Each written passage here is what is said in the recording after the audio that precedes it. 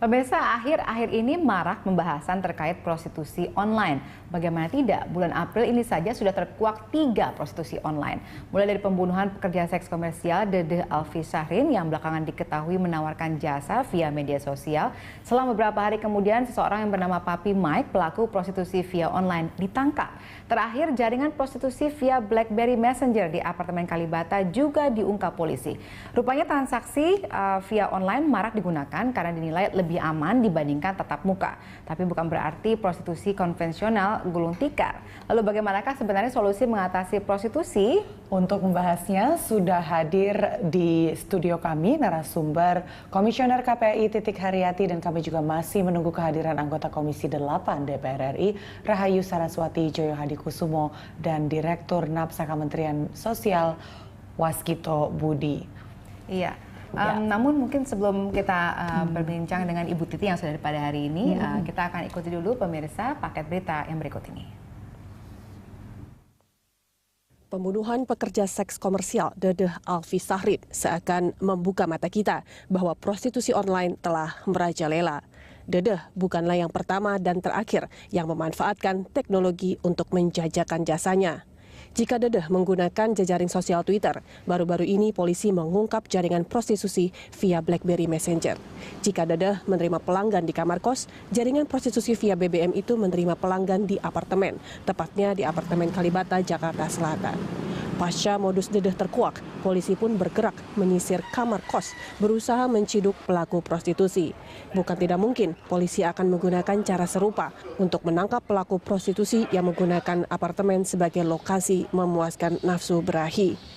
Lalu bagaimana dengan langkah preventif, baik dari eksekutif, legislatif maupun yudikatif?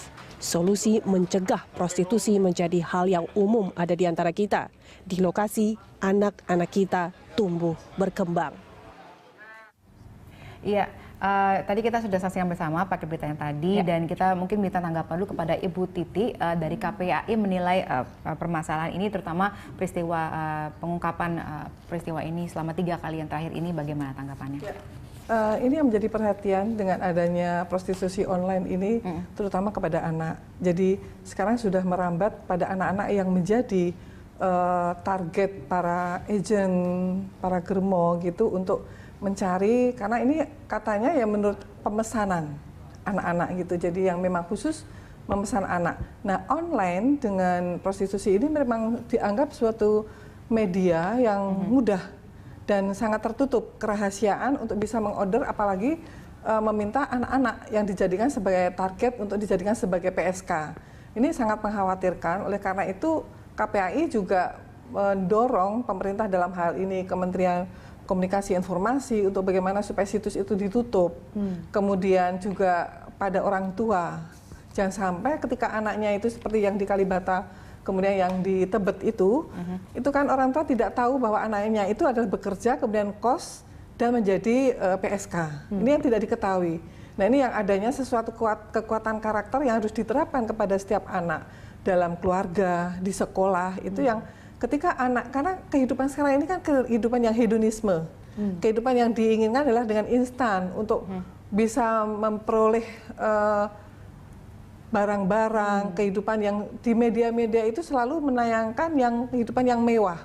Ini yang mengajak atau memberikan suatu iming-iming, oh ternyata hidup mewah itu enak, terpenuhi segala. Tapi kalau dari temuan KPAI sendiri, Bu Titi, sebenarnya perspektif perlindungan anak, bagaimana agen-agen ini bisa menemukan anak-anak di bawah umur ini dan kemudian membuat mereka untuk masuk ke dunia prostitusi dan bekerja sebagai PSK seperti itu? Kita ada KPAID, KPAD itu Komisi Perlindungan Anak Daerah.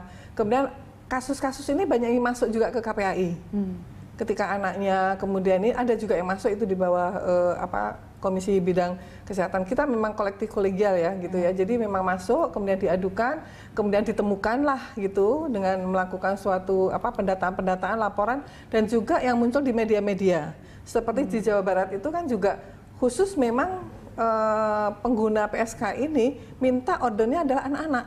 Usia 14, 15, 16 begitu. Seberapa besar permintaan terhadap anak-anak ini? Kalau di Jawa Barat tuh banyak, dan itu di kota-kota lain seperti itu. Nah, ini kan anak ini dengan diiming-imingi dibayar 3 juta. Itu kan suatu hal yang wah kalau lebih enak daripada saya bekerja, saya dapat 3 juta udah bisa beli ini, beli itu.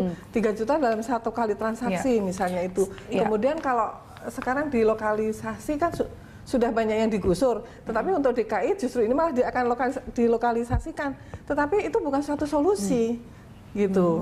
Tapi bagaimana Ibu Titi sendiri dari sudut pandang KPAI dalam hal ini memandang lokalisasi sebagai salah satu upaya untuk setidaknya melokalisir resiko-resiko dan memantau apa saja yang terjadi di situ dan mengontrol dalam hal ini khususnya pemerintah. Jadi kita seperti apa? Kita memang melihat di mana letaknya, daerahnya mana, kemudian juga melakukan kalau itu ternyata memang adalah anak-anak, tentu kita akan juga memanggil pemilik kos kok di kos, pemilik apartemen kok apartemen.